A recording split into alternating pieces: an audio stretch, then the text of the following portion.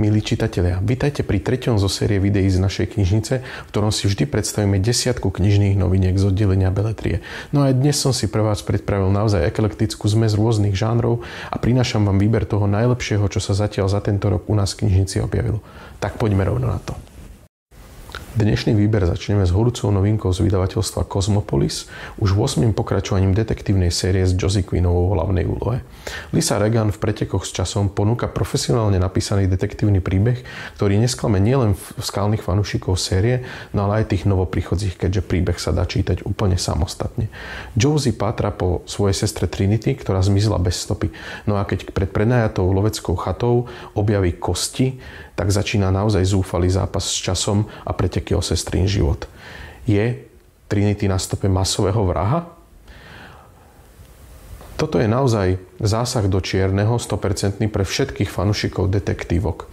No ale ak túžite po niečom chladnejšom, tak na mrazivý sever vás zavedie tentokrát islandská literárna veteránka Yrsa Sigurdardóttir s temným thrillerom Trofej. Pátranie po dvoch zmiznutých pároch z Reykjavíku spája so záhadou jednej rodiny vo nevydrasajúcej atmosfére, ktorú zručne zahusťuje jemným využitím nadprirodzených prvkov. Do klasickej detektívky prináša závan mrazu, hororu a poriadnu dávku islandskej temnoty. Sigurdardóttirin špecifický štýl rozprávania a hlboké sondy do myšlienok postav robia z knihy pomalý, no o to hodnotnejší čitateľský zážitok. No a v dnešnom výbere sa samozrejme pozrieme aj na Slovensko, a to najprv s novinkou Václava Neuera Príliš vysoká cena. Ostrieľaný slovenský detektívkar tentokrát siahol po nevšednom námete. Dokážu detektívy z dobre známeho bratislavského oddelenia vypatrať minulosť tých, ktorí sa minulosti venujú najviac? Vo výborne napísanom príbehu z prostredia archeológie nájdete množstvo zaujímavých informácií o tejto unikátnej profesii, napínavú zápletku a vynikajúco vystavané akčné scény. Takto sa píše poriadne slovenské krimi. V domácom prostredí zostaneme aj pri ďalšej autorke dnešného výberu, a to je Dominika Sakmarová so svojou zbierkou poviedok Biele mesto. Sakmarová v nej veľmi dobre dokázala prepojiť rozprávačský talent s láskou k domovu a špecifickou atmosférou spíša. Rozsahom bohaté poviedky prepájajú realitu bežného života na Slovensku s legendami a folklórom. Konec koncov práve táto daná oblasť je tými legendami skutočne preplnená. V zrkadle magického realizmu však možno badať aj väčšie témy 21. storočia, medzigeneračnú traumu, či naopak láskavý humor, ktorý je pre Sakmarovej tvorbu príznačný. Veľmi, veľmi solidná zbierka. Špecifickou atmosférou sa vyznačuje aj kniha, s ktorou sa prehúpneme do druhej polovice aprílového výberu. Ľubosné listy z Norfolku Sue Moncroftovej vás zavedú do malej dedinky na pobreží Anglicka, kde sa naša hrdinka Maddie snaží vyrovnať so stratou milovaného manžela, no a pritom sklbiť výchovu céry so starostlivosťou o pratetú Ruthie.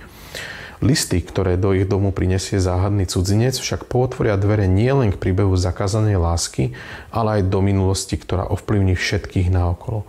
Vynikajúco napísaný príbeh o sile lásky a odpustenia určite poteší všetky romantické duše. Z populárnej edície Za láskou vydavateľstva Metafora pre vás tentokrát vyberáme román Pod hviezdami Paríža od Karoliny Schutzer. Autorka vás z prostredia mrazivého Švédska veľmi rýchlo prenesie do francúzskej metropole, ktorá je príbehmi o láske a zamilovanými dvojicami taká povestná. Na našu hlavnú hrdinku Sophie tu čaká prekvapivá výzva v podobe zdedenej kaviarne. Zamilovaný príbeh vystavaný na klasickej trópe budovania života na troskách minulosti má veľmi rýchly spád a sympatické postavy, ktoré vás 100% naladia na pozitívnu vlnu.